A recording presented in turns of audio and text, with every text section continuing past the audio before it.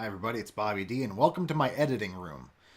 The purpose of today's video is basically to give you a quick update on where the channel stands here at the end of 2018 and what we hope to do with it in the beginning of 2019. And I've been getting a lot of questions about what exactly am I going to do because I live in Iowa, it's winter, and everyone has their cars put away.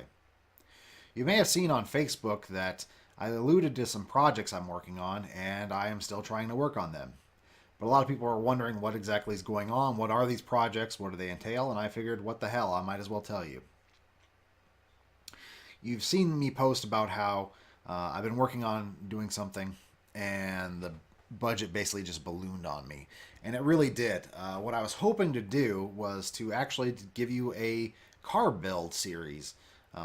My dad has an old race car he last raced in 1976. He put it together in 75. And it's basically been sitting in storage for the last 43 years.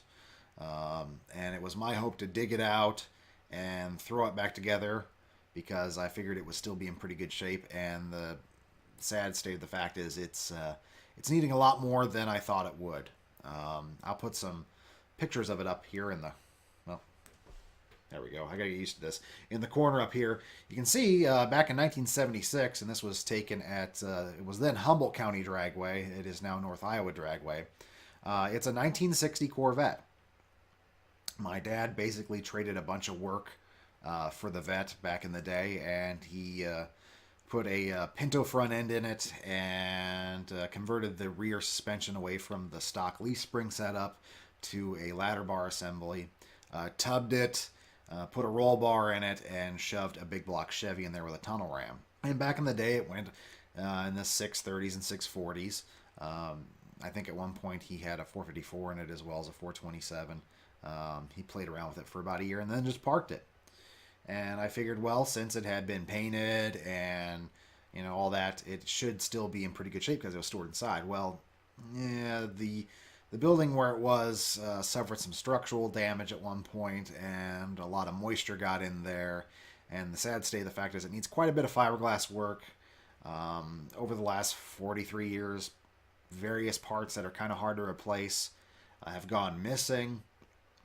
And so I figured I could sell some stuff at the beginning and come up with maybe $3 to $5 grand, get it back on the road, take it to car shows as a promotional tool, maybe race it every once in a while. And use that as a way to give you pretty cool content as well as I transform and rescue this Corvette. It was tentatively going to be called Operation Corvette Rescue.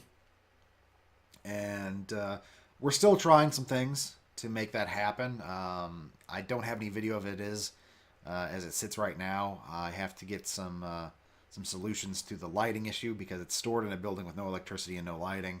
It's also crammed in there with a bass boat and an also very rough 1962 Chevrolet Bel Air. But hopefully I can give you a little video on what I'm facing. So we're trying to still get funding for it. I just today sent out some materials to some local businesses and regional businesses, seeing maybe if somebody wanted to sponsor Operation Corvette Rescue. Basically, my plan was to sell maybe a couple of these guitars that you see behind me here. We have a few cars and engines laying around that maybe we could get rid of. It was going to be a project I did with my dad.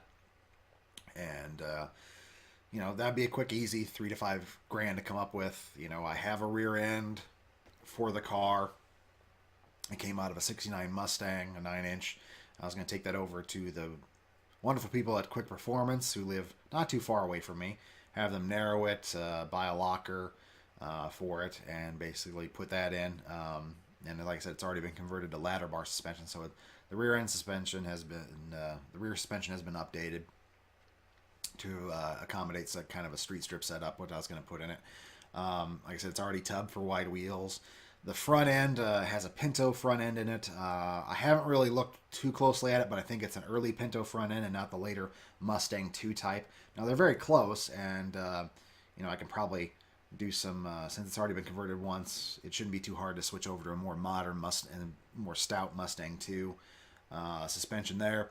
So that was the plan there. I had a, well, I do have a 454 laying around that isn't too bad, that can be easily rebuilt. And I do have a 400 turbo that is good and was set up for racing. It's already got the shift kit. It's already got all the good clutches and everything. I was just going to bust it apart. My dad's an automatic transmission guy. So I figured we could maybe just put some new seals in it. Maybe throw new clutches in it just for proverbial shits and giggles. And you know, throw it all in and do a little paint and maybe a little upholstery work. The upholstery really I knew would need redone, but I was figuring the paint only would need some minor corrections because it was painted at one point.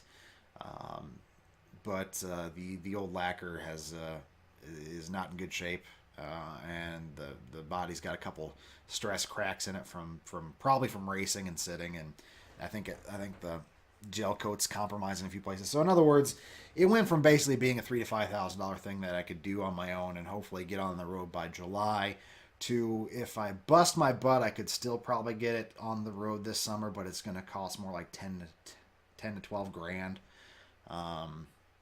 Maybe even a little bit more, I don't know, because there's stuff that's missing. Fairly certain we got all the bumpers for it. The grill, we have parts of the trim for the grill.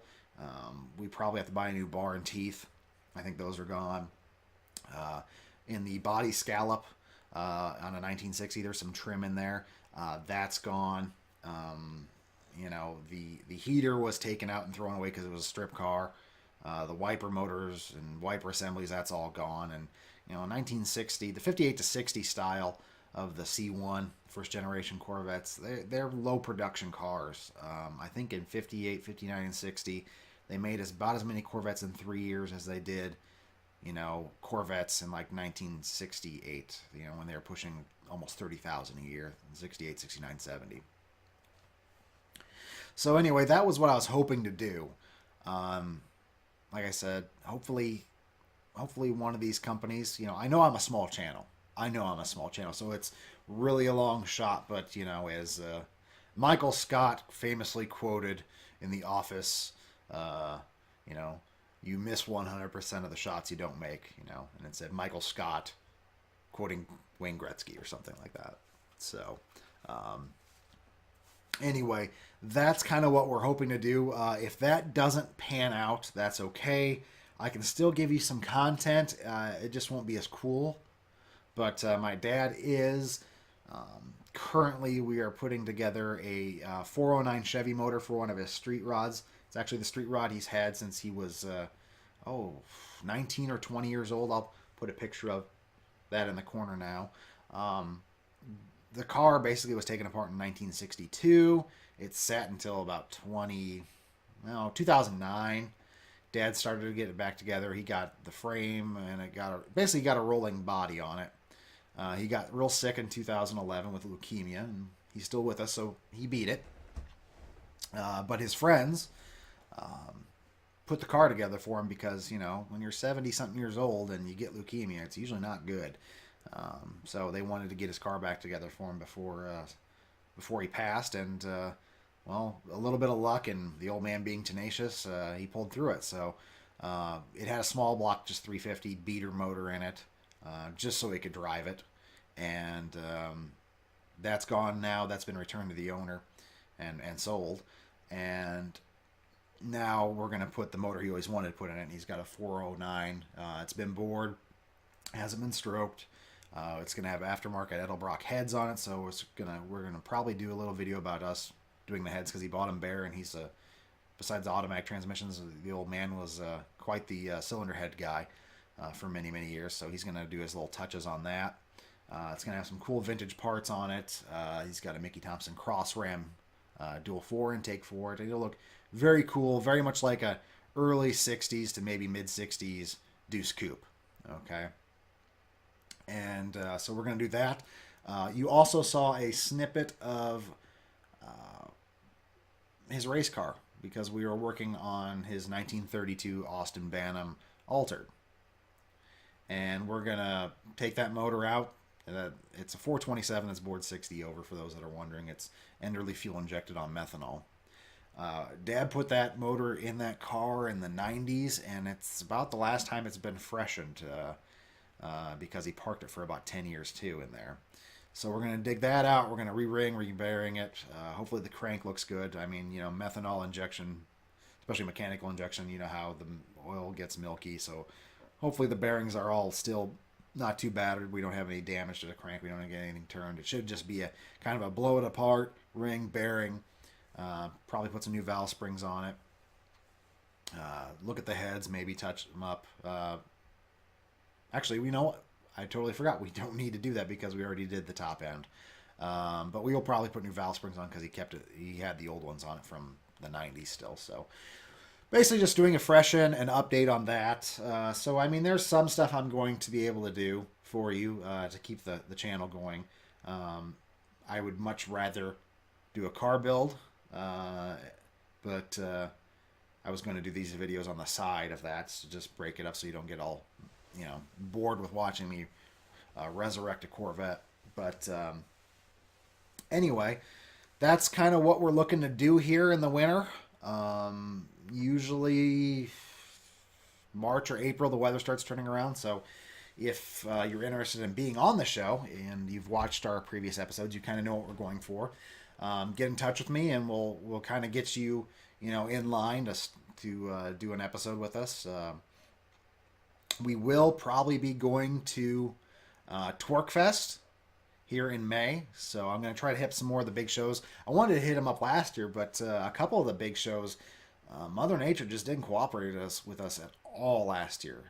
Whether I was shooting episodes or trying to hit shows to basically find people to be on. There's a big one in central Iowa here in Madrid. That got rained out. If you follow my Instagram and Facebook, you saw that we basically got rained out. I got maybe 10 flyers in some cool cars, and all of a sudden the skies opened up on us, and everyone buttoned up their cars, and it basically repeated that cycle on and off, and no one kept their car windows down. So you can't get flyers in cars that are buttoned up. So that was a wash. Good Guys down in Des Moines.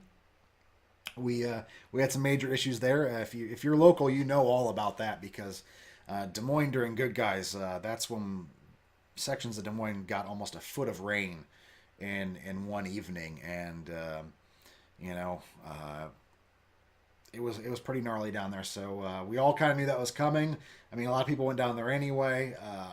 I didn't want to get trapped down there. I didn't want to get all my camera equipment because I was going to take my camera equipment with and take a friend with, and we were going to shoot footage on there. But GoPros are okay in the rain.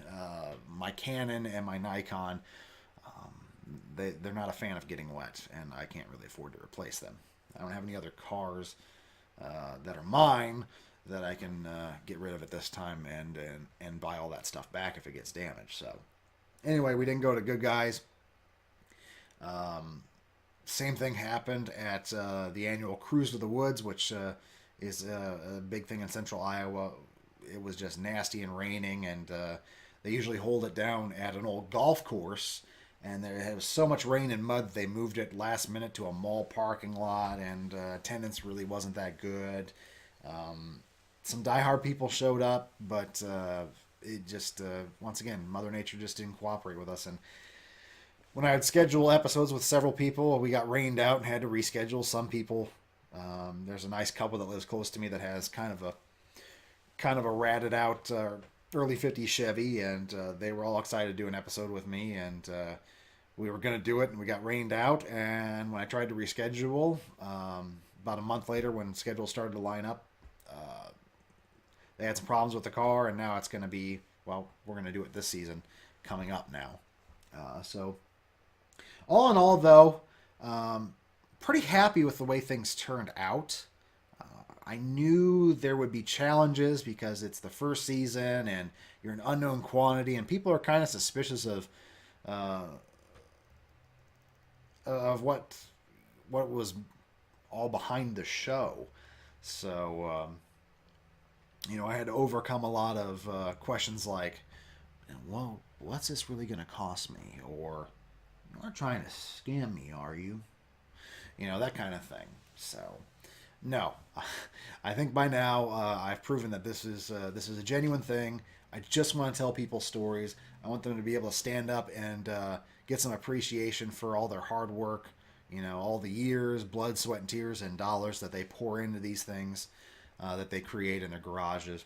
You know, I want to keep that going, and I think in 2019 we're going to see huge growth in the channel because the hard part's out of the way. I've kind of learned all the new systems. I've got a handle on the equipment. I have some friends who are going to probably be able to volunteer. There's time, and you might see me in front of the camera a little bit more. And depending on what you think of this mug of mine, that is going to either make you happy or make you very sad. Hopefully, if you don't like the way this mug looks, you still keep tuning in for the other people. Okay. So that's kind of what's going on, and most importantly, today is the 18th of December. I had to double check there because I've been getting mixed up. I recently had wisdom teeth ripped out, and I'm still a little puffy, but I'm doing better, and I'm off the painkillers now, so I'm a little bit more clear-headed. But anyway, it's the 18th. That means it's the holidays. I mean, Hanukkah's already over, so unfortunately for all my Jewish viewers out there, I have to say happy belated Hanukkah, but we got plenty of holidays still coming up, so for all those people that celebrate Christmas, Merry Christmas. For all the people that celebrate Kwanzaa, you know, is it Happy Kwanzaa or Merry Kwanzaa? Well, have a good Kwanzaa. And, of course, my favorite, Festivus, which we celebrated at grad school because it was completely non-denominational, non-religious holiday, and with no one can complain about, you know, pushing religion on people celebrating Festivus. We had an aluminum pole and everything. And who doesn't like Festivus? Even if you're not a Seinfeld fan, you'll have to love the idea of being able to stand up in front of your family and just list all those grievances from the year that's gone by. The tradition of Festivus begins with the airing of grievances. I got a lot of problems with you people. Now, you're going to hear about it. Anyway, everybody, that's all I got for you. So, Happy New Year. Happy holidays. We'll see you here in the next year. I'll be getting you out content as soon as I can. It'll probably be sparse. But I'll keep churning it out if you keep watching it for me. And to all of those that have supported the channel and the project so far, seriously, thank you from the bottom of my heart. I can't do this without you guys. The people that are on the show, the people that are sharing the show, the few people that have contributed to the crowdfunding effort, that's money I sank back into the project. So far, I am way in the hole on this because when you guys give me money, I just buy more equipment to help make things better.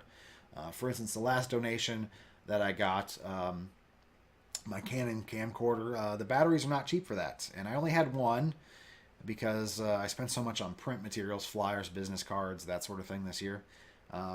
And I had 6 hours of recording time, but I only had 90 minutes of battery. Well, thanks to the generous donation of a supporter, I was able to buy not only 2 more batteries, but also a fast charger that can charge 2 at a time instead of having to just plug in the camera and charge 1 at a time. So that's going to help me when I go to places like the Good Guys. When I go to Torquefest, which if you're in the Midwest, if you're in Iowa, Minnesota, Illinois, Wisconsin, that area, Missouri, and you like old cars, and you like pinup contests, and you like rat rods and rockabilly bands and that sort of thing, do check it out because I think it's right around May 4th is what I want to say, May 4th and 5th. It's a 2-day event, and I've been in contact with the guy that puts it on a little bit. He emailed me after I commented on some stuff on Facebook, and he said, hey man, if you're coming out, let me know. Well, so far it looks good, especially if we can get some help on this Operation Corvette rescue thing. That's going to free up a lot of money to go places. Mr.